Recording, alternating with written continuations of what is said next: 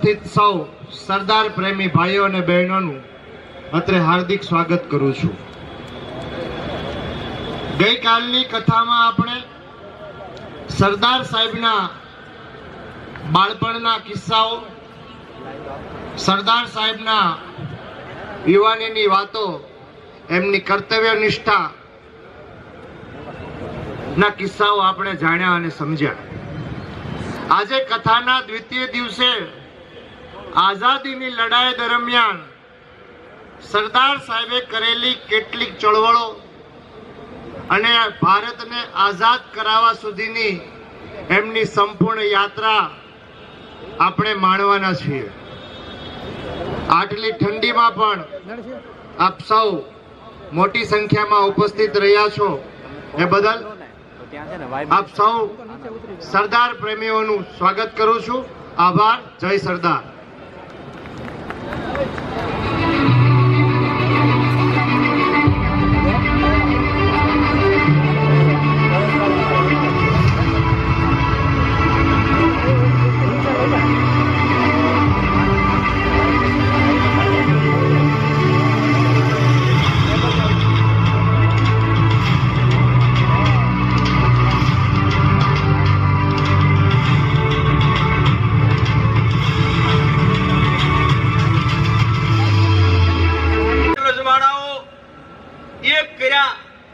એમાં પહેલું રજવાડું ભાવેણાના મહારાજા આદરણીય શ્રી મહારાજા સર કૃષ્ણકુમાર સિંહજીએ જે અર્પણ કર્યું હતું, સાહેબ સમસ્ત ભારત, સમસ્ત ભારતીય સમાજ એ ભાવેણાના દરબારના ઋણી છે। સાહેબ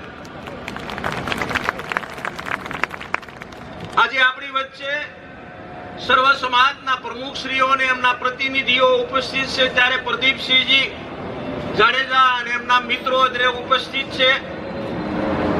લગભગ 14 મહિના પહેલા આદરણીય માજી શિક્ષણ મંત્રી ભૂપેન્દ્રસિંહજી અમારા વિચારિક વડીલ મિત્ર અને મારા પરિવારના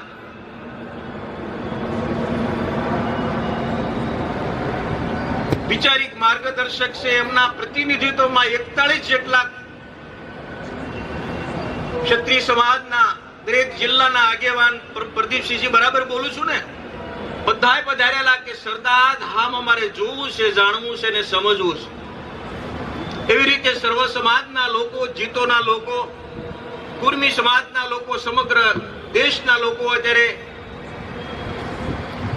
આ આઈડિયલ ઇન્સ્ટિટ્યૂટ છે, આઇકોનિક બિલ્ડિંગ સરદાર ધામ અમદાવાદ ખાતે, એને લોકો જાણે છે અને સમજે છે।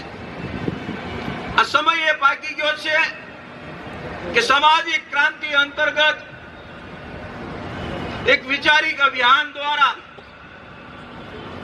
21મી સદીમાં યુવા શક્તિ આંખમાં આંખ મિલાવી શકે, દેશ અને દુનિયા સાથે તાલ મિલાવી શકે, માતા પિતાનું ગૌરવ વધારી શકે, દેશની આન બાન ને શાન વધારી શકે, એ માટે સરદાર ધામે મહાદાતા, દાતાશ્રીઓ, સ્થાપક ટ્રસ્ટીશ્રીઓ અને ટ્રસ્ટીશ્રીઓના સહયોગથી એક ચોક્કસ રોડમેપ નક્કી કર્યો છે। રોડમેપ અંતર્ગત જે મિત્રો જાણતા નથી એમને મારે માહિતગાર કરવા છે, સરદાર ધામે 2016માં એક ચોક્કસ રોડમેપ નક્કી કર્યો છે। એ રોડમેપ અંતર્ગત 5 લક્ષ્ય બિંદુઓ નક્કી કરવામાં આવ્યા છે કે 1000 કરોડના ખર્ચે 10,000 દીકરા દીકરીઓ માટે પરવડે તેવા છાત્રાલય કમ ઇન્સ્ટિટ્યૂટનું નિર્માણ કરવું। તમને કહેતા અને ખુશી થાય છે કે 400 કરોડના બિલ્ડિંગ બની ગયા છે, 700 કરોડના બિલ્ડિંગ પાઇપલાઇનમાં છે, આપ સૌની જાણકારી માટે।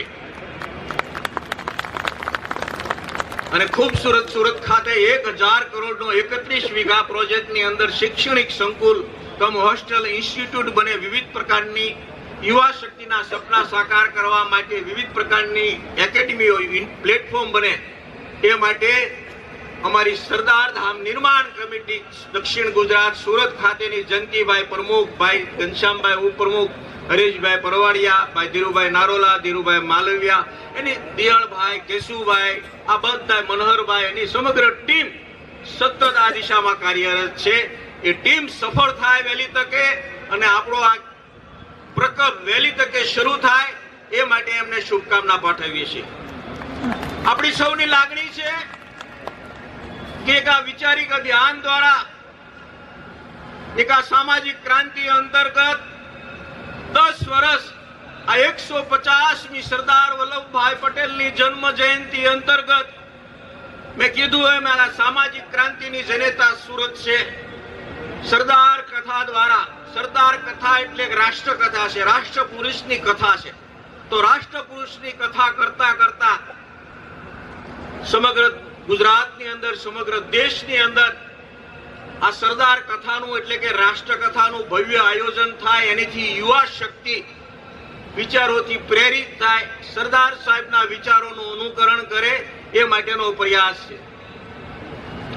ત્યારે હવે સમય પાકી ગયો છે કે બિનજરૂરી ખર્ચાઓ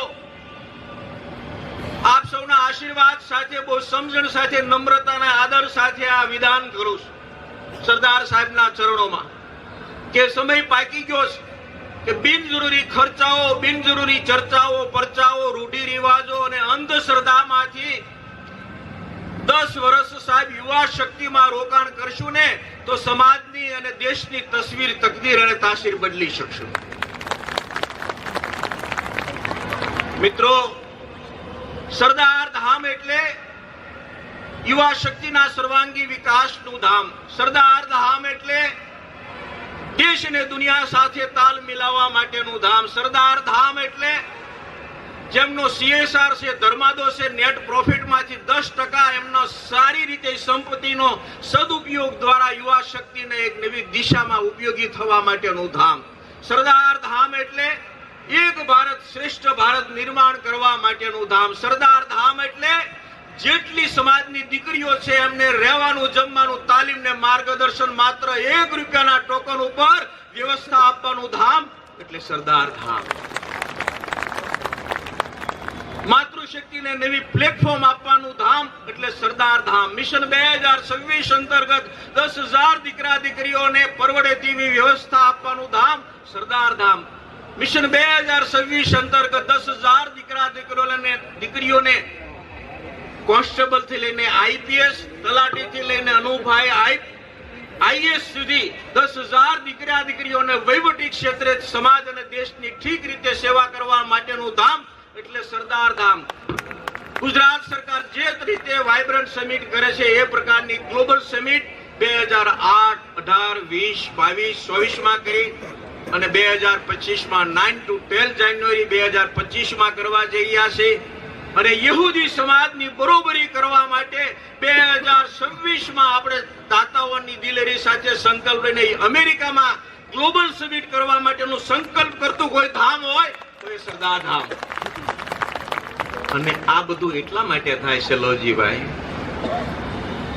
બધા મિત્રો જે દાતાઓ, ટ્રસ્ટીઓ છે અને ભાવિ દાતાઓ છે એટલા માટે થાય છે કે વિશ્વની અંદર 1036 ટ્રસ્ટીઓ ધરાવતું કોઈ ધામ હોય તો આપણું સૌનું સૈયારું સરદાર ધામ છે. અને એ દાતાઓની દિલેરી છે, શુભકામના છે, આશીર્વાદ છે, સહયોગ છે, સહકાર છે, અર્પણ છે, તર્પણ છે, સમર્પણ છે અને વિવિધ પ્રકારની વિભાવના રહેલી છે. એના માટે આ સરદાર ધામ કામ કરે છે. સરદાર કથા એટલે કે રાષ્ટ્ર કથા દ્વારા એક સામાજિક ક્રાંતિ અંતર્ગત એક આ વિચારિક અભિયાન દ્વારા આપણે એક સમાજમાં અને દેશમાં, સર્વ સમાજમાં એક બદલાવ લાવવા માંગીએ છીએ. આજે આ કથાની વિશેષતા એ છે સાહેબ કે સર્વ સમાજ સંકલિત આ સરદાર કથાનું આયોજન કરવામાં આવ્યું છે. સરદાર ધામ 2 ડગલા આગળ હાલી રહ્યો છે. આપ સૌના આશીર્વાદ દ્વારા આપણે ગ્લોબલ સમિટ કરીએ છીએ. એમાં સ્પીકર હોય, સ્પોન્સર હોય, એક્ઝિબિટર હોય, વિઝિટર હોય, એ સર્વ સમાજને આપણે સ્થાન આપ્યું છે. સૌ સાથે રહીને વિકસીએ, મિલે સુર હમારા તુમારા. આપણે સ્પીવો, આપણે GPBO કર્યું છે, યુવા ઉદ્યોગ સાહસિકો હારે મળીને 1350 કરોડનો વેપાર કર્યો છે સાહેબ. આપણે સ્પીવો પણ લાવ્યા છે કે 24 કલાક વેપાર થાય ઓનલાઈન. જેમને પ્રોડક્ટ વેચવી છે, જેમને ખરીદવી છે, સ્પીવો એટલે Sardar Patel business international organization, સ્પીવો. એટલે સ્પીબોનું પણ આપણે લોન્ચિંગ કર્યું છે. થોડા દિવસની અંદર ભવ્ય રીતે 24 કલાક વ્યાપાર ઉદ્યોગ કરવા માટેનું ધામ એટલે સરદાર ધામ ડાયમંડમાં મંદી હોય, રિયલ એસ્ટેટમાં મંદી હોય, બીજામાં મંદી હોય, બીજા દરવાજા બધા સ્પીપો દ્વારા ખુલી જવાના છે. તો આપણે સૌ સાથે મળીને સરદાર કથાનું શ્રવણ કરશું. અત્રે ઉપસ્થિત છે સર્વ સમાજના લોકો અને ખાસ કરીને સરદાર ધામના જેટલા ટ્રસ્ટીઓ ઉપસ્થિત છે બધા. એ જ વાત આવે છે ને? ઓકે, તો ફરીને આપ સૌનું અભિવાદન કરું છું અને વધુ સારું કામ કરવા માટે આપ સૌના સહિયારા સૂચનો હશે એને આવકારશું. સરદાર ધામ છે એક ભારત શ્રેષ્ઠ ભારતના નિર્માણ માટે કામ કરવાનું છે. સરકાર એમની રીતે ઠીક રીતે કામ કરે છે, પણ સરદાર ધામ પણ એક સિક્કાની બે બાજુ છે, સેવાના કેન્દ્રો છે, સરકાર અને સંસ્થા. તો એ દ્વારા સરદાર ધામ ખૂબ ઊંચું કામ કરવા જઈ રહ્યું છે દાતાઓની દિલેરી સાથે.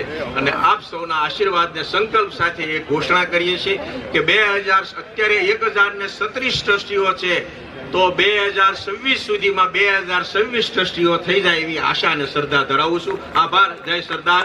Thank you. અને 1 મિનિટ માટે હું તમને સંકલ્પ લેવા માટે ઉભા કરીશ. 1 મિનિટ માટે આપણે ઉભા થઈશું. આપણો ડાબો હાથ આત્મા તરફ એટલે હૃદય તરફ હશે, જમણો હાથ આગળ હશે. અમે સરદાર વલ્લભભાઈ પટેલના સાનિધ્યમાં ભારત માતાના સંતાનો સંકલ્પ કરીએ છીએ એક ભારત શ્રેષ્ઠ ભારતનું નિર્માણ કરીશું. બિનજરૂરી ખર્ચાઓ, રૂઢિરિવાજો, અંધશ્રદ્ધા તેમાંથી બચત કરીને 10 વર્ષ યુવા શક્તિમાં રોકાણ કરશું. આ સંકલ્પ અમે સર્વ સમાજ સાથે મળીને કરીએ છીએ. આ સંકલ્પને સાકાર કરવા માટે અમે કટિબદ્ધ અને સંકલ્પબદ્ધ છીએ. જય હિન્દ, જય સરદાર, જય ભારત. Thank you. જોરદાર તાળીઓથી મુરબ્બી શ્રી ગગજીભાઈ સુતરિયાને આવકારીએ. એક યુવાનને શરમાવે એવી જોરદાર શક્તિથી 75 વર્ષની ઉંમરે પણ ખૂબ સારું કામ કરે છે. કારણ કે 3 દિવસની આ સરદાર કથામાં તેઓ સજોડે એમના ધર્મપત્ની વસંતબેનની સાથે ઉપસ્થિત થયા છે. ત્યારે આ બંને યુગલને જોરદાર તાળીઓથી આવકારીએ. આ સુરત શહેર તમારું ભાવ અને પ્રેમથી સ્વાગત કરે છે. અહીંયા ગગજીભાઈએ ખૂબ સરસ મજાની વાત કરી. મિશન 2026માં અમેરિકાની ધરતી પર સરદાર ધામ ગ્લોબલ સમિટ કરવા જઈ રહ્યું છે. ત્યારે આપણે સૌ આ સરદાર સાહેબના વૈચારિક વંશજોની સાથે આજના કાર્યક્રમને આગળ વધારતા સરદાર ધામની એક સરસ મજાની ડિઝાઇન છે કે સ્ટેજની સામે તમામ મહેમાનો ઉપસ્થિત હોય અને સાથે મળીને આપણે રાષ્ટ્રગાન કરીશું અને ત્યાર પછી દીપ પ્રાગટ્ય અને કથાની શુભ શરૂઆત કરીશું. આવો અખંડ ભારતના સંકલ્પ કરતા સરદાર સાહેબની સરદાર કથામાં બીજા દિવસના કાર્યક્રમના શુભારંભમાં એક સાથે રાષ્ટ્રગાન માટે આપણે તૈયાર થઈએ. રાષ્ટ્રગાન. अधिनायक जय हे भारत भाग्य विधाता पंजाब सिंध गुजरात मराठा द्राविड उत्कल वंगा विंध्य हिमाचल यमुना गंगा उज्जल जलधि तरंगा तव शुभ नामे जागे तव शुभ आशीष मांगे गाहे तव जय गाथा जन गण मंगलदायक जय हे भारत भाग्य विधाता जय हे जय हे जय हे जय जय जय जय हे ભારત માતા કી વંદે જય સરદાર. આભાર. આપ સૌ આપનું સ્થાન ગ્રહણ કરશો. કાર્યક્રમને આગળ વધારતા આજના બીજા દિવસે દીપ પ્રાગટ્ય માટે હું વિનંતી કરીશ સર્વ સમાજના માનવંતા મહેમાનશ્રીઓ, મુરબ્બી શ્રી ભૂપતભાઈ કનાળા આહિર સમાજ, શ્રી પ્રદ્યુમનસિંહ જાડેજા સાહેબ, શ્રી આર.એસ. જાડેજા સાહેબ, શ્રી શૈલેષભાઈ સોનપાલ, શ્રી રસિકભાઈ રાયકઠા, આ સાથે સુરત શહેરના પ્રથમ નાગરિક મેયર શ્રી દક્ષેશભાઈ માવાણી, શ્રી લવજીભાઈ બાદશાહ, શ્રી ધીરુભાઈ નારોલા, શ્રી જયંતિભાઈ નારોલા, મથુરભાઈ સોજિત્રા, મનહરભાઈ સાચપરા, ધીરુભાઈ માલવિયા, મુરબ્બી મનુભાઈ બવાડિયા, નાનુભાઈ વાનાણી, અનુભાઈ તેજાણી, શૈલેષભાઈ સકપરિયા, આ તમામ સજ્જનોને વિનંતી કરી સ્ટેજ ઉપર પધારી અને સરદાર ધામના સ્થાપક ટ્રસ્ટીશ્રીઓ અને દાતાશ્રીઓ, સરદાર ધામના ટ્રસ્ટી બહેનો પણ હોય તો સ્ટેજ ઉપર દીપ પ્રાગટ્ય માટે પધારશે. દક્ષિણ ગુજરાત સુરતની નિર્માણ કમિટીના સભ્યો હાજર હશે તો એ પણ સ્ટેજ ઉપર પધારશે. શ્રી બાબુભાઈ નારોલાને પણ વિનંતી કરીશ કે દીપ પ્રાગટ્ય માટે જોડાશે. આવો આપણે સૌ સાથે મળી અને આ રાષ્ટ્રના મજબૂત સંકલ્પ માટે સરદાર ધામ સમગ્ર ગુજરાતમાં વિશ્વનો ડંકો વગાડે છે એવા ભાવ સાથે સ્ટેજની બંને બાજુ દીપની જ્યોત પ્રગટાવશે. આ દીપની જ્યોત આપણા સૌના જીવનમાં નવો પ્રકાશ લાવે. આ દીપની જ્યોત દ્વારા આપણે સૌ સાથે મળીને રાષ્ટ્રનું નિર્માણ કરીએ. સરદાર ધામના બહેનો ટ્રસ્ટી પણ દીપ પ્રાગટ્ય માટે પધારશે. આપણે સૌ જોરદાર તાળીઓથી આ સરદાર કથાના બીજા દિવસે દીપ પ્રાગટ્યમાં સામેલ થશું. જય સરદાર. આપણે બંને હાથ ઊંચા કરી અને દીપ પ્રાગટ્યમાં જોડાશું. જય સરદાર, જય સરદાર, જય સરદાર. રાષ્ટ્રના મહામાનવ સરદાર સારે હિન્દ કે 150મી જન્મ જયંતિ વર્ષ નિમિત્તે દક્ષિણ ગુજરાત સુરત દ્વારા આ દીપ પ્રાગટ્યમાં આપ સૌનું હૃદયના ભાવથી પ્રેમથી હાર્દિક સ્વાગત છે. સૌ મહેમાનો સ્ટેજની આગળના ભાગમાં રહેશે. કર્મ સદનો કર્મ યોગી લાડવાનો લાડલો સપૂત ભારત માતનો સરદાર વલ્લભ સ્ટેજ ઉપરના માનવતા મહેમાનો, સર્વ સમાજના આગેવાનો, આપણે સૌ એનું અભિવાદન કરશું. આપણા બંને હાથ હવામાં લહેરાવી અને સ્ટેજ ઉપરના માનવતા મહેમાનોનું સ્વાગત અને અભિવાદિત કરશું. જય સરદાર. હું સ્ટેજ ઉપરના માનવતા મહેમાનોને વિનંતી કરીશ કે આપ સૌ સભા મધ્યે ઉપસ્થિત સૌનું અભિવાદન ઝીલશો.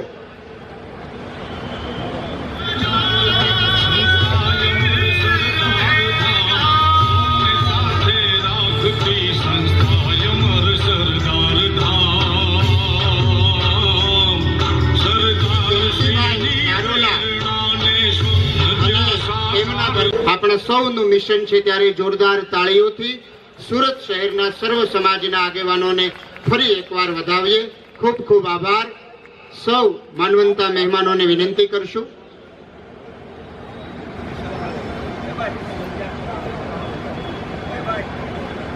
અરવિંદભાઈ, હાજી.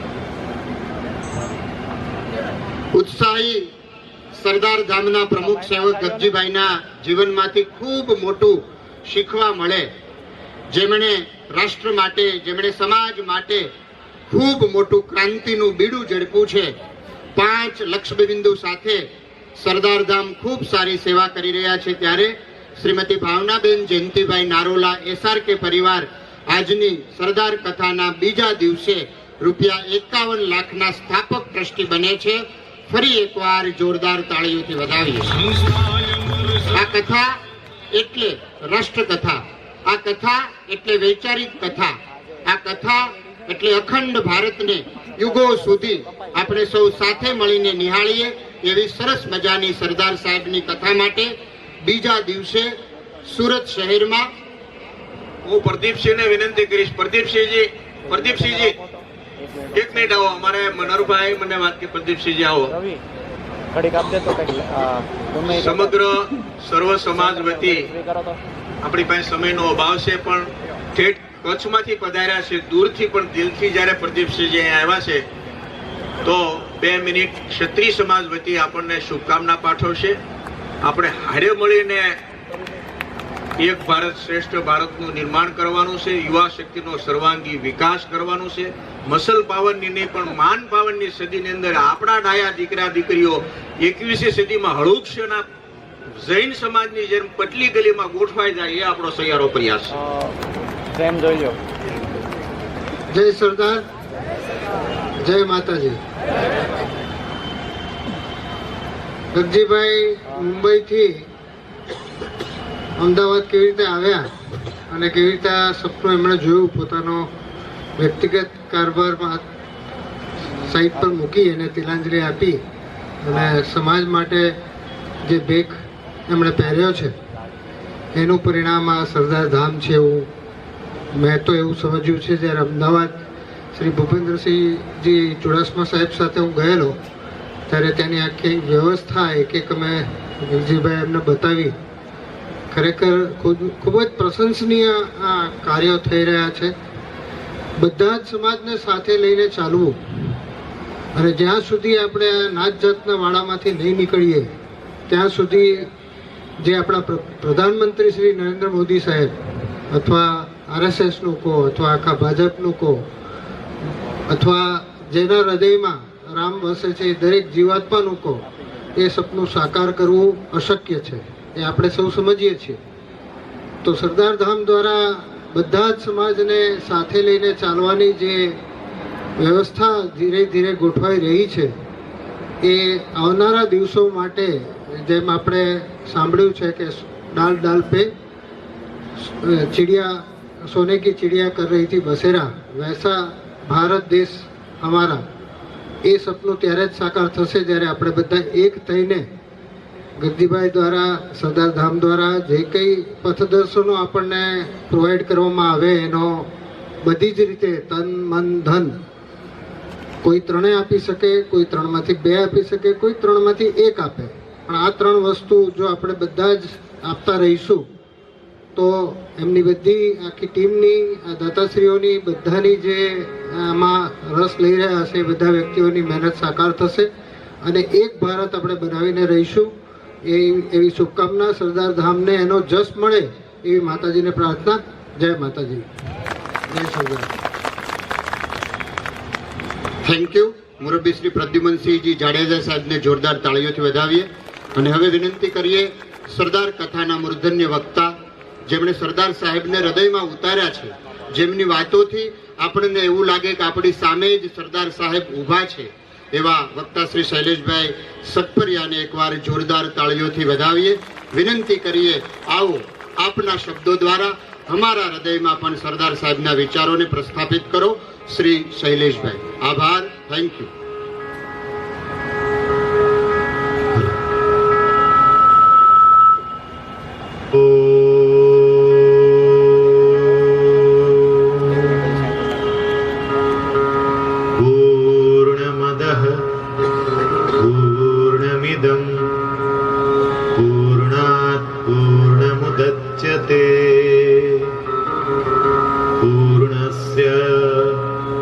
पूर्णमादाय पूर्णमेवावशिष्यते.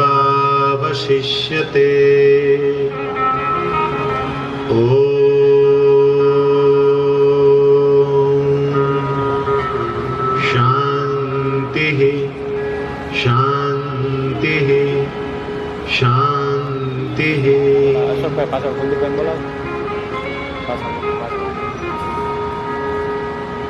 સરદાર ધામ દક્ષિણ ગુજરાત યુવા સંગઠન દ્વારા આયોજિત સરદાર ગાથાના આ દ્વિતીય દિનની કથામાં સરદાર ધામ વતી, યુવા સંગઠન વતી આ કથામાં ઉપસ્થિત સૌ મહાનુભાવો અને સૌ સરદાર પ્રેમીઓનું હું હૃદયપૂર્વક સ્વાગત કરું છું. ગઈકાલે આપ બધા ખૂબ ઠંડી હતી અને છતાંય મોડી રાત સુધી તમે બધા બેઠા. કેટલો ઠંડો પવન હતો અને છતાંય તમે કોઈ તમારી જગ્યાએથી ઊભા ના થયા. એ બતાવે છે કે સરદાર સાહેબના જીવનના આ પ્રસંગો આપણા હૃદયને કઈ હદે સ્પર્શે છે. મને એવું લાગે છે કે સરદાર સાહેબના એ દિવ્ય આત્માએ આજે આપણા માટે આ સરસ વ્યવસ્થા કરી હશે કે આજે ગઈકાલ કરતા ઠંડી પણ થોડી ઓછી છે અને વાયુ દેવતા પણ થોડા સ્થિર થઈ ગયા છે, જેથી કરીને આપણે ખૂબ સારી રીતે આ સરદાર કથાને માણી શકીએ. ગઈકાલે છેલ્લે સરદાર સાહેબની સ્થિરતાની આપણે વાત કરતા હતા, એની સ્થિત પ્રજ્ઞતાની વાત કરતા હતા. 1909 ના જાન્યુઆરી મહિનામાં એમના ધર્મપત્ની ઝવેરબાનું અવસાન થયું. એ વખતે મણિબેન લગભગ 6 વર્ષની ઉંમરના હતા અને સરદાર સાહેબના દીકરા ડાયાભાઈ એ લગભગ 4.5 વર્ષની ઉંમરના હતા. બંને બાળકો બહુ નાના, 6 વર્ષની દીકરી, 4.5 વર્ષનો દીકરો પત્ની ધામમાં જતા રહ્યા. એટલે ઘણા બધા લોકોએ એમને એવું કહ્યું કે હવે તમારા માટે બીજું પાત્ર શોધીએ. સરદાર સાહેબ એ વખતે ના પાડે છે, ના મારે બીજા લગ્ન નથી કરવા. લોકો એમને સમજાવવાનો પ્રયત્ન કરે કે આ નાના બાળકો છે અને એ નાના બાળકોને માની જરૂર પડે.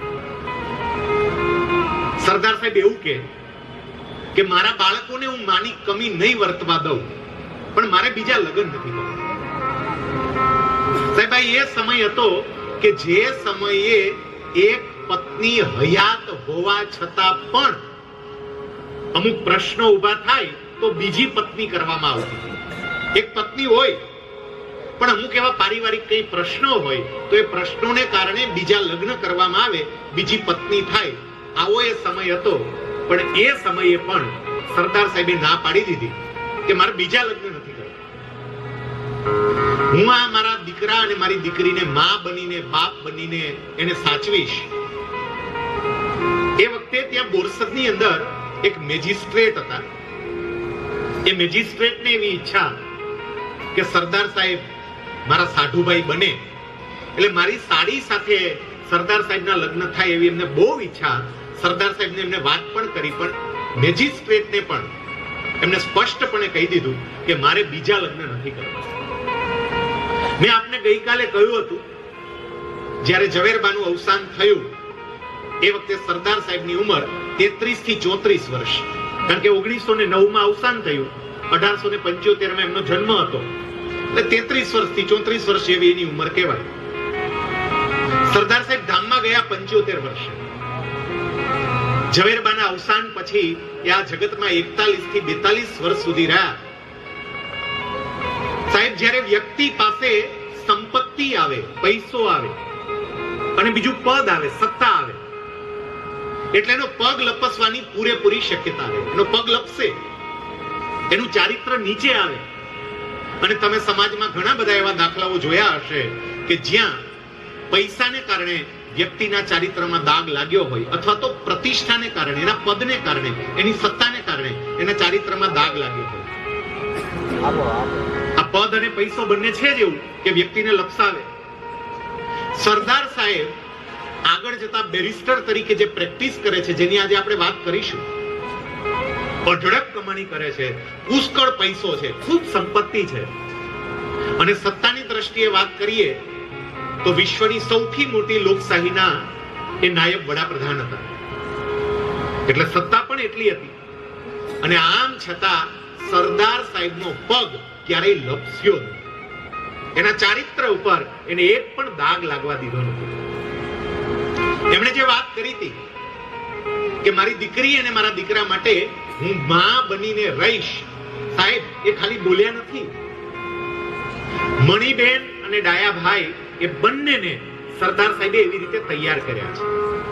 આગળ એની કથા આપણે લેશું કે સરદાર સાહેબે આ બંનેને કેવી રીતે તૈયાર કર્યા છે. પણ માતા પિતા તરફથી જે સંસ્કારનો વારસો મળતો હોય, એ જ સંસ્કારનો વારસો આગળ ચાલતો હોય. સરદાર સાહેબને પિતા ઝવેર બાપા પાસેથી આવો જ સંસ્કારનો વારસો મળેલો. આમ જોવા જઈએ ને તો ઝવેર બાપા પાસેથી સરદાર સાહેબે, આમ તો ઝવેર બાપાને મેં કહ્યું એમ 5 દીકરાઓ, પણ સરદાર સાહેબે ઝવેર બાપાના સંસ્કારોને જે રીતે આત્મસાત કર્યા, કેટલેક અંશે વિઠ્ઠલભાઈએ, મોટાભાઈએ આત્મસાત કર્યા, કદાચ બાકીના દીકરાઓમાં એ રીતે થોડું રહી ગયું. બે બાબતો કે જે એમણે પોતાના પિતાના જીવનમાંથી શીખ્યા અને પોતાના સંતાનોના જીવનમાં એને આગળ એ જ વારસો વધાર્યો.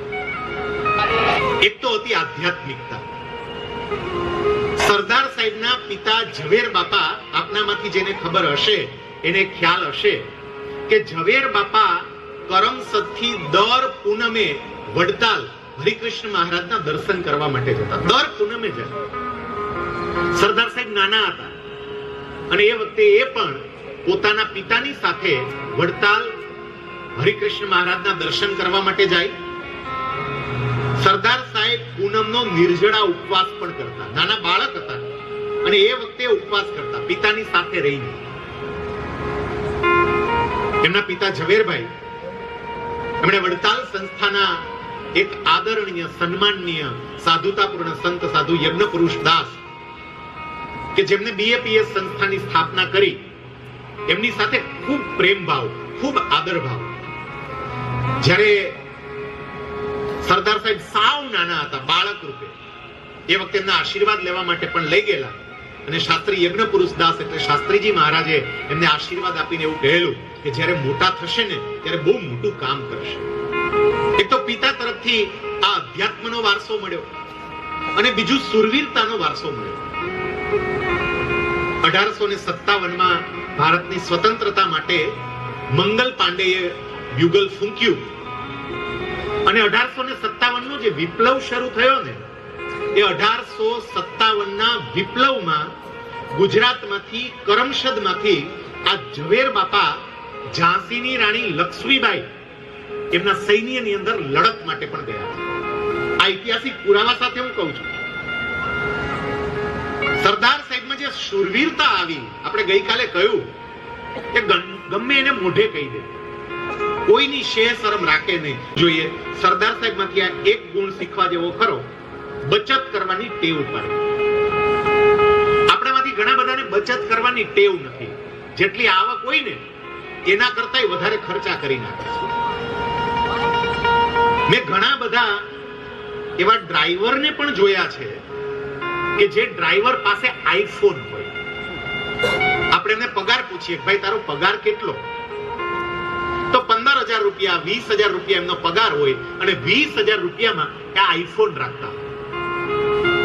એ ખોટો ખર્ચો કરી રહ્યા છે, જરૂર કરતા વધારે ખર્ચો કરી રહ્યા છે, આવક છે એના કરતા વધારે ખર્ચો કરી રહ્યા છે, જે પરિવાર ઉપર આફત લાવશે. પણ જો બચત કરવાની ટેવ હોય તો સરદાર સાહેબની જેમ પોતે કંઈ પણ કામ કરવું હોય એ કામ કરી શકે. મારે તમને જૂનાગઢની એક સત્ય ઘટના કહેવી છે કે બચત કરે તો એનો ફાયદો શું થાય. 2011ની સાલમાં હું જૂનાગઢમાં હિસાબી અધિકારી તરીકે જિલ્લા પંચાયતમાં નોકરી કરતો હતો. હું ક્લાસ 1 અધિકારી તરીકે જિલ્લા પંચાયતમાં હતો. અમારી એકાઉન્ટ બ્રાન્ચની અંદર એક ક્લર્ક હતા. એ ક્લર્ક બહુ જ પ્રામાણિક, નક્ષિક પ્રામાણિક. સરકારમાં જે તમને બહુ રેર કર્મચારીઓ જોવા મળે એવો એક કર્મચારી હતો. સમયસર નોકરીએ આવવાનું, બીજી કોઈ જ માથાકૂટ નહીં, કોઈની ચા પણ ક્યારેય પીવાની નહીં. એની દીકરીના લગ્ન હતા એટલે મને આમંત્રણ આપવા માટે આવ્યા. મારી ચેમ્બરમાં બેઠા હતા. મને તરત વિચાર આવ્યો કે આ ભાઈએ પૂરી પ્રામાણિકતાથી નોકરી કરી છે.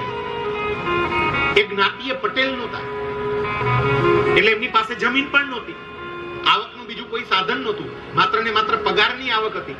એમાં ઘર ચલાવવાનો હોય, બાળકોને ભણાવવાના હોય અને હવે દીકરીનો પ્રસંગ આવ્યો એટલે મેં એમને એવું કહ્યું કે તમારી દીકરીના લગ્ન છે, મને એ ખબર છે કે તમારી આવક કેટલી છે, પગાર સિવાય તમારી બીજી કોઈ આવક નથી.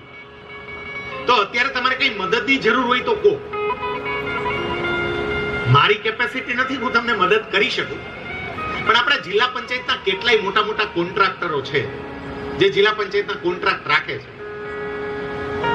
હું એક કોઈ કોન્ટ્રાક્ટરને કહીશ કે તમને 2-5 લાખ રૂપિયાની જરૂર હોય તો તમને 2-5 લાખ રૂપિયા આપશે. તમે તમારી અનુકૂળતાએ એને પાછા આપી દેજો. તમારે વ્યાજનો ખોટો બોજો નહીં. એ માણસ મને એવું કહે છે કે ના સાહેબ, મને કોઈ મદદની જરૂર નથી. એટલે મેં બીજી વાર કહ્યું કે સંકોચ નહીં રાખતા, જરૂર હોય તો કહો, શરમ નહીં રાખતા, કંઈ પણ જરૂર હોય તમે કહો, વ્યવસ્થા થઈ જશે. મને કે ના સાહેબ નથી જરૂર. મેં ત્રીજી વખત કહ્યું કે દીકરીના લગ્ન છે, આપણી પરંપરા પ્રમાણે દીકરીની પણ કેટલીક અપેક્ષાઓ હોય, આપણે જમાઈને પણ કેટલીક ભેટ આપવાની હોય, તમને બીજો ખર્ચો પણ લગ્ન પ્રસંગ એટલે જમણવાર વાળી આ બધો ખર્ચો પણ હોય. એને મને હવે જે જવાબ આપ્યો સાહેબ એ સાંભળો. મને કે સાહેબ બધી વ્યવસ્થા થઈ ગઈ છે. મારી દીકરી 23 વર્ષની છે અને 23 વર્ષ પહેલા આ દીકરીનો જ્યારે જન્મ થયો ને એ જ વખતે મને ખબર હતી કે અમુક સમય પછી મારા દીકરીને વિદાય આપવાની છે. મને એ ખબર હતી કે સમાજની પરંપરાઓ પ્રમાણે મારે કેટલો ખર્ચોય કરવો પડશે. એટલે દીકરીના જન્મ પછી હું ને મારા પત્ની અમે બંને સાથે બેઠા અને સાથે બેસીને અમે નક્કી કર્યું કે બાકીના લોકો કદાચ મહિનામાં 2 વખત બહાર જમવા જતા હશે તો આપણે 2 મહિને એકવાર જમવા જશું. આપણે કાપ મૂકશું થોડો ખર્ચમાં. બીજા કદાચ 2-5 મહિને એકાદ વખત ફિલ્મ જોવા માટે જતા હશે તો આપણે વર્ષમાં એકાદ વખત જોવા જશું, ઘરે ટીવીમાં જોઈ લેશું. મારે ખોટા ખર્ચા નહીં કરીએ. પણ દર મહિને જેવો પગાર થાય એટલે પગારમાંથી સોનીની દુકાને જઈ અને 1 ગ્રામ કાચું સોનું લઈ લેવાનું. ઘરેણું નહીં તો ઘડાઈનો ખર્ચ આવે.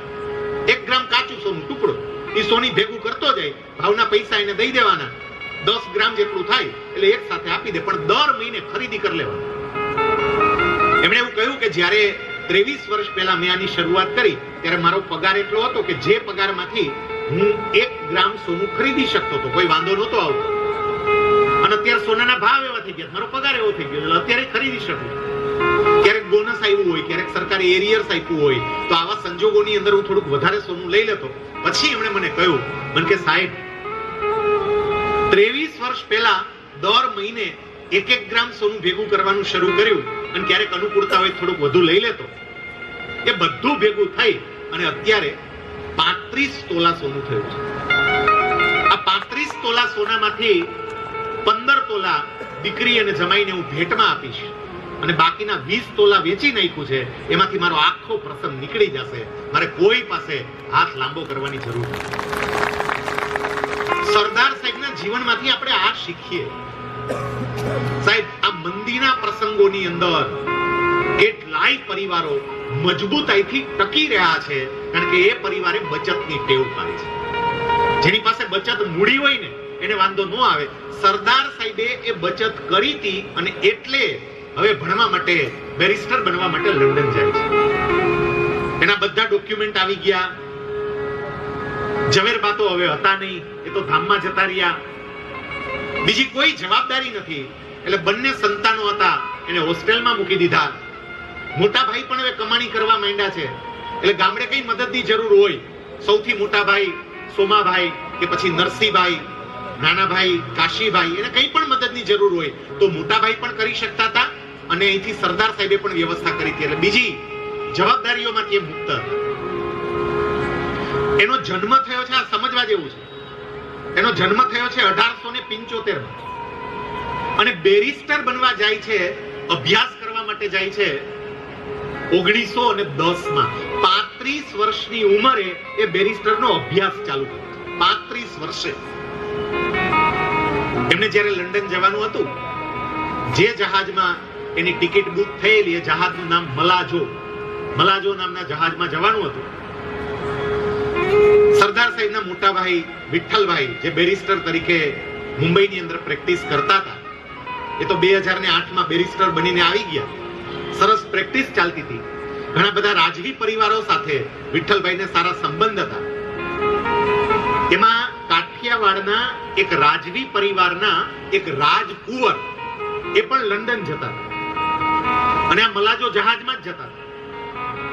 એટલે વિઠ્ઠલભાઈએ પોતાના નાના ભાઈ વલ્લભભાઈ, આપણા સરદાર સાહેબ, એમની સાથે પેલા રાજકુમારની ઓળખાણ કરાવડાવી અને એવું કહ્યું રાજકુમારે કે તમે મારી સાથે જાઓ. શરૂઆતમાં તમારે ત્યાં રૂમની બધી વ્યવસ્થા કરવાની હોય, રૂમ શોધવાનો હોય. એટલો સમય તમે હોટલમાં રોકાજો અને ત્યાં સુધીમાં તમને રૂમ મળી જાય તો પછી તમે તમારા રૂમમાં જતા રહેજો. શરૂઆતમાં જ્યાં સુધી તમારી વ્યવસ્થા ના થાય ત્યાં સુધી તમે હોટલની અંદર રોકાજો. રાજકુમારની સાથે સરદાર સાહેબ લંડન જવા માટે નીકળે છે. એ વખતે તો બહુ લાંબો સમય લાગતો, કારણ કે સ્ટીમરમાં જવાનું, અને એમાં પણ એમને દરિયો લાગ્યો. દરિયો લાગ્યો એટલે શું કે દરિયો વાગ્યો, દરિયો લાગ્યો, આવો શબ્દ વાપરતા. મતલબ કે વાતાવરણ ફાવે નહીં, સતત અને સતત હોડી હાલક ડોલક થતી હોય. કેટલા દિવસોનું અંતર કાપી અને પહોંચે એટલે વ્યક્તિની તબિયત બગડે. સરદાર સાહેબને પણ દરિયો લાગેલો. લંડન પહોંચ્યા. જે હોટલમાં આ રાજકુમારે બધી વ્યવસ્થા કરી હતી, અમને તો એમની જોડે જ રહેવાનું હતું, એટલે એમની જોડે ગયા. પહેલો દિવસ પસાર થયો. સાહેબ જે સાદગીમાં જીવ્યા છે અત્યાર સુધી, કારણ કે એમને તો બચત કરવી હતી, ખોટો ખર્ચો થવા નથી દીધો.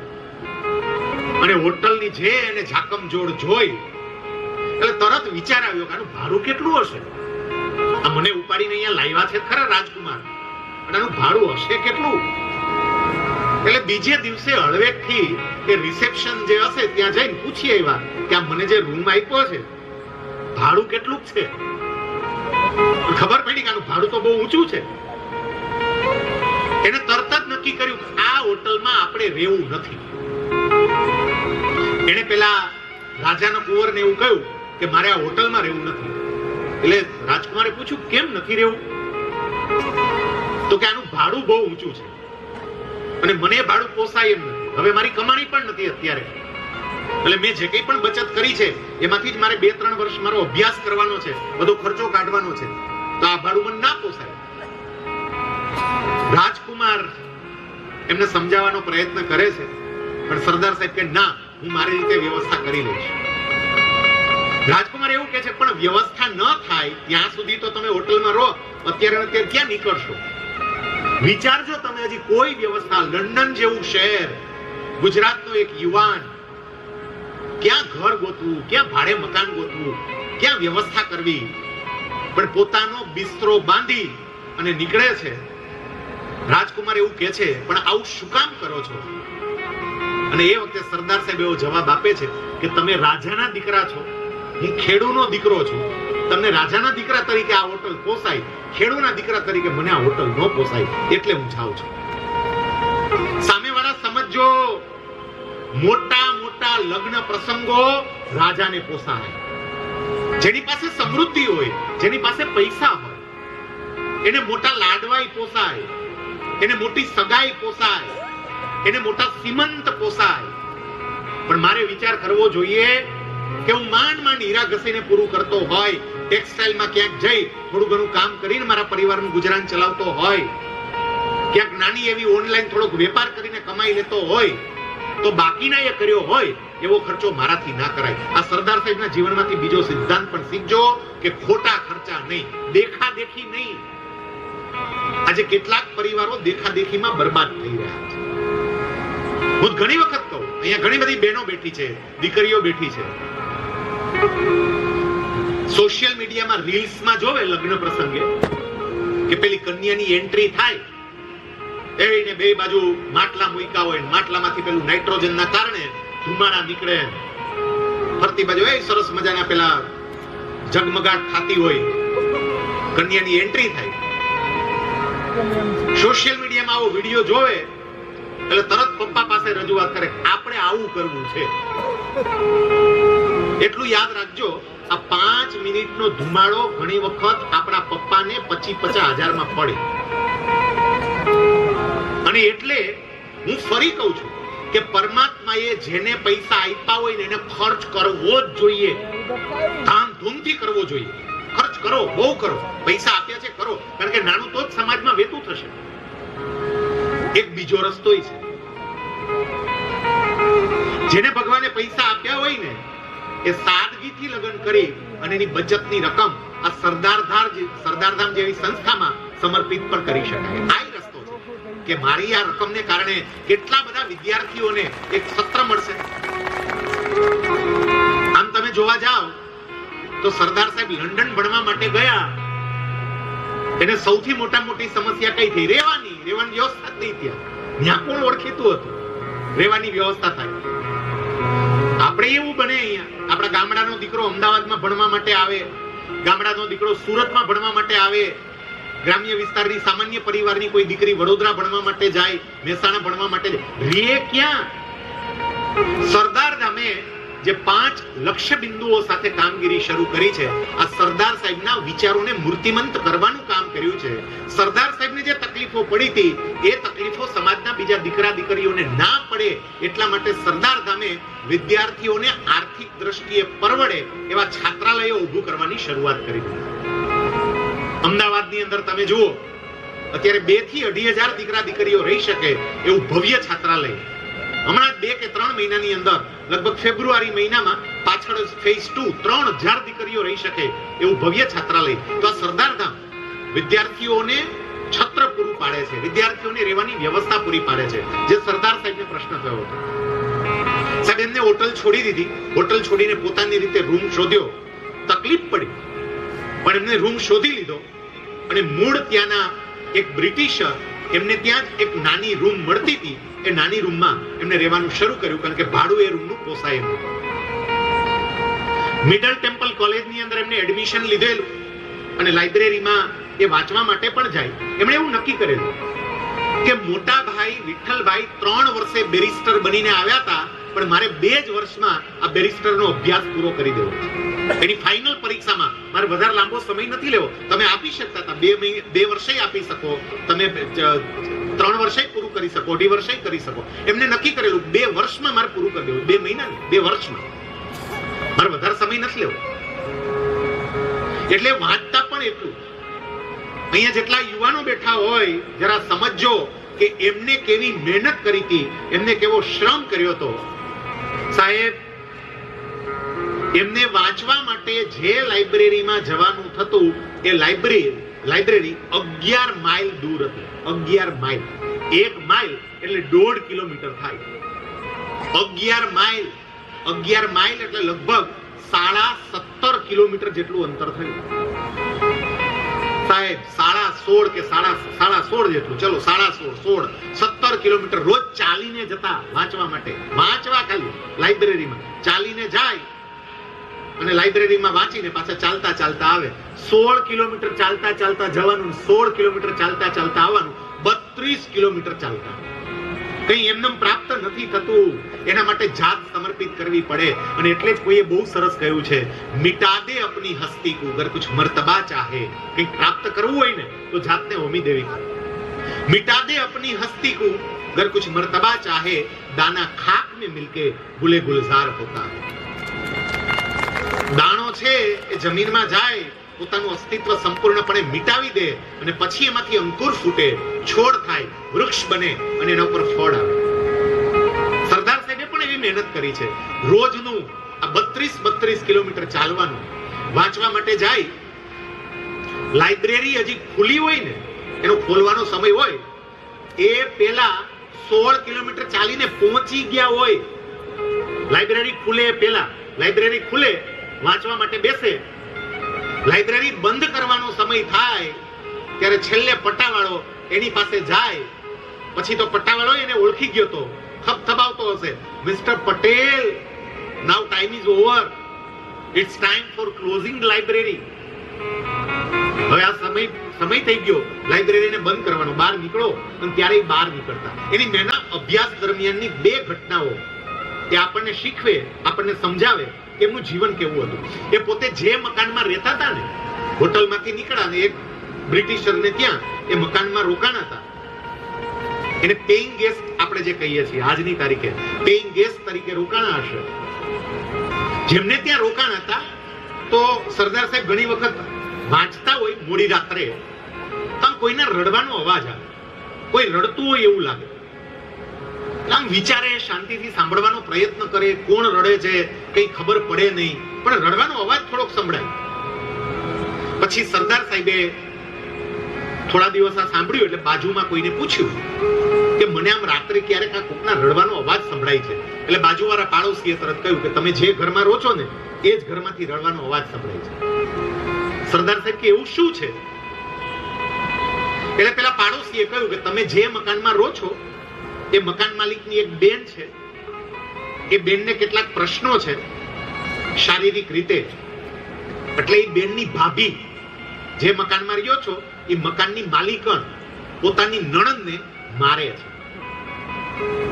તમે તો દિવસે વાંચવા વહી ગયા હોય, તમને ખબર ન હોય. પણ પેલી નણંદ રાત્રે કણસતી હોય છે, રડતી હોય છે, એટલે એ અવાજ તમને સંભળાતો હશે. સરદાર સાહેબે ખાતરી કરી, વાત સાચી હતી. હવે તમે જોજો સાહેબ, અજાણ્યો દેશ, અજાણ્યું શહેર, અજાણ્યું ઘર, માંડ રહેવાની વ્યવસ્થા થઈ છે, પણ પાક્કી ખાતરી કરી લીધી કે ના, આ વાત સાચી છે, આ બેનને મારવામાં આવે છે અને એ બેન રોવે છે. એટલે સરદાર સાહેબે ત્યાંના પોલીસ સ્ટેશનની અંદર એ મકાન માલિકની વિરુદ્ધમાં ફરિયાદ આપી. ત્યાં મકાન માલિક એની બેન ઉપર અત્યાચાર કરે છે, ફરિયાદ આપી. પેલા મકાન માલિકને ખબર પડી ફરિયાદ આપનાર આ છે, એને કહ્યું મકાન ખાલી કરવું, કે કઈ વાંધો નહીં, ખાલી કરી દઈશ. મકાન ખાલી કરી અને નીકળી ગયા. પણ કોઈનો અન્યાય, કોઈ પર થતો અન્યાય એમણે સહન ના કર્યો. બીજા પર અન્યાય થાય એ પણ હું સહન નહીં કરું. એ જ્યારે લંડનમાં અભ્યાસ કરતા હતા ત્યારે એને પગના વાળાનો રોગ થયો. પગના વાળાનો, એકચ્યુઅલી પગના વાળાનો રોગ દૂષિત પાણીને કારણે થાય છે. પ્રદૂષિત પાણી પીવે એટલે રોગ થાય. અને એ રોગ ત્યાં નથી, બ્રિટનમાં નથી, પણ અહીંયા જે કંઈ પણ પાણી પીવાનું હોય એની અસર ત્યાં ગયા પછી થઈ અને પગમાં આ વાળાનો રોગ થયો. ત્યાં કોઈ એવા ડોક્ટર નહીં, કારણ કે ત્યાં તો એવો રોગ થતો ન હોય. એની સારવાર, એનું ઓપરેશન, એક જર્મન ડોક્ટર હતા, એ સારવાર કરવા માટે તૈયાર થયા. એનું ઓપરેશન કરવું પડે. સરદાર સાહેબ એ બતાવવા માટે ગયા. પેલા ડોક્ટરે એ વખતે કહ્યું કે હું ઓપરેશન કરી દઉં, પણ તમારી પાસે બે વિકલ્પ છે, વિકલ્પ તમે પસંદ કરો. પહેલો વિકલ્પ એ છે કે તમને એનેસ્થેસિયા આપવામાં આવે, બેભાન કરવામાં આવે, અને તમને બેભાન કરી અને પછી હું ઓપરેશન કરું. પણ જો તમને બેભાન કરીને ઓપરેશન કરું ને તો તમે પાછા સાજા ફટાફટ થઈ જશો, રિકવરી ઝડપથી આવશે. સોરી, બેભાન થઈને ઓપરેશન કરું તો રિકવરીમાં વાર લાગશે, કારણ કે બેભાન કર્યા હોય એની અસર રિકવરી ઉપર અસર કરશે.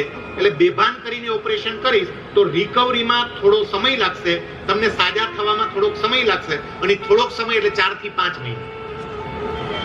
પણ જો તમે એવી રીતે તૈયાર થતા હોય કે તમને એનેસ્થેસિયા આપવામાં ન આવે, તમને બેભાન કરવામાં ન આવે અને એમનેમ ઓપરેશન કરવામાં આવે તો તમે 1-8 મહિનામાં સાજા થઈ જાઓ. સરદાર સાહેબ એવું કહે છે કે આ એનેસ્થેસિયા વાળું રહેવા દે ભાઈ, વગર એનેસ્થેસિયા એકે. ડોક્ટર કે પીડા બહુ થશે, હો, તકલીફ બહુ થશે. અને મને એવું લાગે છે કે એ વખતે સરદાર સાહેબને કદાચ બાકરોલ વાળો પેલો પ્રસંગ યાદ આવ્યો હશે કે ભલા માણા ધગધગતો સળિયો લઈ અને બગલના ગુમડામાંથી બધું પર્યું કાઢી નાખ્યું હતું. સામે પેલો વાણંદ બીતો તો, મને બીક નહોતી લઈ ગઈ, તો આમાં શું બીક લાગવાની હતી?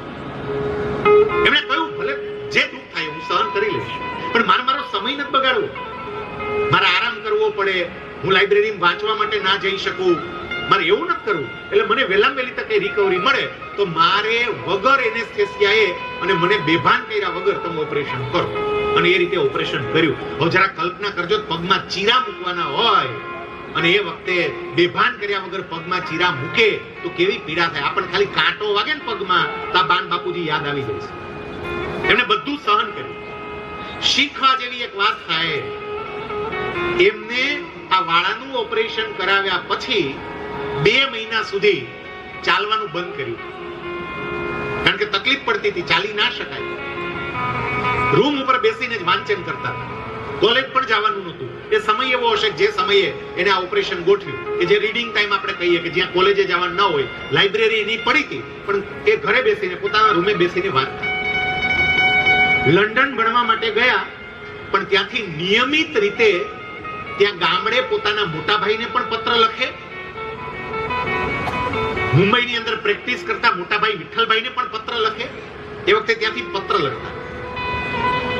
આ 2 મહિના આરામ કર્યો, એ 2 મહિના દરમિયાન પણ પત્ર લખાયા છે, પણ એક પણ પત્રની અંદર મારું પગના વાળાનું ઓપરેશન કર્યું છે અને અત્યારે હું આરામ કરું છું, આવું એક પણ પત્રમાં એને લખ્યું. પોતાના દુઃખની વાત પોતાના ભાઈને, પોતાના પરિવારને કરી. એકલા સહન કે હું ત્યાં વાત કરું, મારા ભાઈને એવું થાય કે વલ્લભને કેવી તકલીફ હશે, આવું કોઈને કેવું નથી. અને એટલે એને 2 મહિના દરમિયાન લખાયેલા એક પણ પત્રની અંદર ઉલ્લેખ નથી કર્યો કે મેં પગના વાળાનું ઓપરેશન કરાવ્યું. આપણને કેટલાક લોકોને આપણા દુઃખ મોટા કરીને પરિવારને કહેવાની ટેવ હોય છે. દુઃખને એમ્પ્લીફાઈ કરે, એમ્પ્લીફાયર આપણે બોલીએ ને, આ ભાઈ આ ઓડિયો વાળા બધાય છે. એમ્પ્લીફાયર કોને કહેવાય? અવાજ જે હોય એના કરતા અનેક ગણો મોટો કરી દે એને એમ્પ્લીફાયર કહેવાય. ઘણા દુઃખને એમ્પ્લીફાય કરે. પોતાનું જે દુઃખ હોય ને એના કરતા અનેક ગણું મોટું કરીને પોતાના પરિવાર પાસે, પોતાના સમાજ પાસે મૂકે, સામેવાળી વ્યક્તિની થોડીક સંવેદનાઓ પ્રાપ્ત થાય એટલા માટે. આમણે એવું નથી કર્યું. એટલું યાદ રાખીએ કે આપણું દુઃખ આપણા પૂરતું મર્યાદિત રાખીએ. કદાચ નજીકની વ્યક્તિઓને કહીએ પણ દુઃખને બહુ એમ્પ્લીફાય ન કરવું. બહુ દુઃખના ગાણા બહુ બહાર ગાવા નહીં. અને હવે સાહેબ સમય એવો આવી ગયો છે કે દુઃખના ગાણા ગાવા જેવાય નથી રહ્યા. બહુ એક સરસ મજાની વાંદરાની કથા તમને કહું. વાંદરો હોય ને, વાંદરો એને તમે જોજો કે કોઈ પણ વાંદરાને ઘા પડે, ઘા વાગે, માની લો કે કુદાકુદી કરતા હોય, ઝાડની ડાળી વાગી, પડખું બળખું ચીરાઈ ગયું, જ્યારે એને ઘા પડે ત્યારે એ વાંદરો થોડાક સમય માટે અલગ જતો રહે, એકલો ને એકલો રહે. પછી ઘા હરખો થઈ જાય ને એટલે પાછો આવે. આ સમજો. અને પછી બધા વાંદરાઓની હારે પાછો પડી જાય. એટલે એક વ્યક્તિની જયારે એને આવી વાત સાંભળી, કે વાંચી હશે અથવા મારા જેવી વ્યક્તિએ કથામાં આવી વાત કરી હોય, સાંભળી, પછી એને વિચાર આવ્યો કે વાંદરો આવું શું કામ કરતો હશે. એટલે પ્રાણીઓનો એક્સપર્ટ માણસ હતો. એ પ્રાણીઓના એક્સપર્ટ માણસને એને પૂછ્યું કે આવું કેમ આ વાંદરો કરે છે. હવે પ્રાણીઓના એક્સપર્ટ માણસે જે વાત કરીને એ વાત જરા સાંભળો. એને એવું કહ્યું કે વાંદરો જ્યારે એને વાગે, ઘા પડે, પેટ ચીરાઈ જાય, પછી એકલો જતો રહે એટલા માટે કે જો બધા વાંદરાઓની વચ્ચે રહે ને તો બાકીના વાંદરા જોવા માટે આવે શું વાગ્યું એમ. પણ જે ઘા પડ્યો હોય ને એમાં આંગળા નાખે, આંગળા નાખીને આમ ઘાને પોળો કરીને જોવે. એટલે વાગ્યું હોય ઉલટાનું વધારે પીડા કરે. અત્યારે તમે જોજો ઘણી જગ્યાએ આ વાંદરા જેવી વૃત્તિ જોવા મળે છે. આપણે કોકને દુઃખ કહીએ ને વધારે પોળું કરે, આમ જોવે વધારે. એટલે બને ત્યાં સુધી કોઈને દુઃખ કહેવા નહીં. સરદાર સાહેબે જે અપનાવ્યું કે દુઃખને એમ્પ્લીફાઈ નથી કરવા, એમ દુઃખને હવે બહુ એમ્પ્લીફાઈ નહીં કરવા. સાહેબે બેરિસ્ટર બનવા માટે ગયા. એમણે જે નક્કી કર્યું હતું એ પ્રમાણે માત્ર 2 વર્ષમાં બેરિસ્ટરનો અભ્યાસ એમણે પૂરો કર્યો. બેરિસ્ટરનો અભ્યાસ પૂરો કરીને હવે પાછા એ ભારત આવે છે. પણ બેરિસ્ટરના અભ્યાસમાં ત્યાંની બ્રિટનની, ઇંગ્લેન્ડની કોલેજોની એક પરંપરા છે કે કોલેજની અંદર જેટલા વિદ્યાર્થીઓ અભ્યાસ કરતા હોય, ફાઇનલ પરીક્ષા પૂરી થાય, એનું રિઝલ્ટ આવે, જેટલા વિદ્યાર્થીઓ પાસ થયા હોય એની એક પાસિંગ પરેડ નીકળે. એની પરેડ નીકળે, પાસિંગ પરેડ, ઢોલ નગારા સાથે. અને એ પાસિંગ પરેડની આગેવાની કોણ કરે, સૌથી આગળ કોણ રહે, તો જે પહેલો નંબર લાવ્યો હોય તે. જેટલા વિદ્યાર્થીઓ ત્યાં હોય એમાં જેનો પહેલો નંબર હોય એ આખા પરેડની આગેવાની કરે. સાહેબ, લંડન હતું, ઇંગ્લેન્ડ, અને બેરિસ્ટર બનવા માટે ખાલી ભારત નહીં, વિશ્વના કેટલાય દેશોમાંથી ત્યાં લોકો ભણવા માટે આવે. જેવી રીતે સરદાર સાહેબ ઇન્ડિયામાંથી ગયા, એવી રીતે કોઈ ત્યાં અમેરિકાથી પણ આવ્યું હશે, કોઈ આફ્રિકાથી આવ્યું હશે, કોઈ બીજા દેશમાંથી પણ આવ્યું હશે. સમગ્ર દુનિયામાંથી લોકો ત્યાં બેરિસ્ટરનો અભ્યાસ કરવા માટે આવતા. ફાઇનલ પરીક્ષાનું જે રિઝલ્ટ જાહેર થયું, જેટલા લોકો પાસ થયા હતા એની પાસિંગ પરેડ નીકળી. અને એ પાસિંગ પરેડની આગેવાની જેટલા વિદ્યાર્થીઓ અભ્યાસ કરતા હોય એમાં જેનો સૌથી પહેલો નંબર આવે એ હાથમાં ધ્વજ લઈ અને એની આગેવાની કરે. એને એ વખતે લગભગ 50 કે 75 પાઉન્ડ એનું ઇનામ પણ આપવામાં આવે.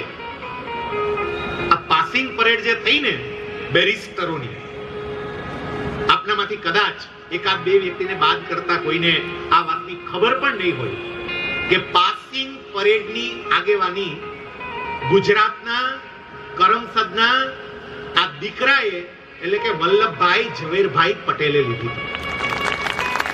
ધ્વજ એના હાથમાં, ગુજરાતનો દીકરો ધ્વજ હાથમાં અને આગેવાની લે છે. શું કામ? કારણ કે જેટલા લોકો બેરિસ્ટરનો અભ્યાસ કરવા માટે સમગ્ર વિશ્વમાંથી ત્યાં આવ્યા હતા એમાં પ્રથમ નંબર ઉપર વલ્લભભાઈ ઝવેરભાઈ પટેલ ઇનામ મેળવ્યું, આગેવાની લીધી. જેવા ઇન્ડિયા આવ્યા, આમ તો ઇંગ્લેન્ડ થી જ શાસન થતું ભારતનું, એટલે જેવા એ ભારતમાં આવ્યા ને એમને એક ઓફર મળી, એક ઓફર આપવામાં આવી કે તમારે કોર્ટમાં જજ તરીકે નોકરી કરવી છે બેરિસ્ટર હતા, કોર્ટમાં નોકરીની તક મળતી હતી, પણ આ તો પોતાના ધ્યેયમાં બહુ જ સ્પષ્ટ હતા કે મારે કોઈ નોકરી કરવી નથી, મારે માત્ર ને માત્ર મારી રીતે વકીલાત કરવી છે, મારે મારું કામ કરવું છે. બેરિસ્ટર બનીને અમદાવાદ આવી ગયા અને અમદાવાદમાં એણે વકીલાત શરૂ કરી.